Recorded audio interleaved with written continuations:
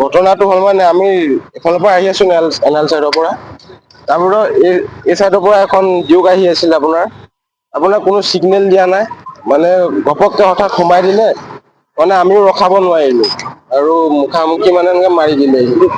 দুখ পাইছো এয়া হাতত পাইছো মোৰ লগৰ এজন আছিলে তেখেতো ফাৰ্মাচীত গৈছে তেখেতেও দুখ পাইছে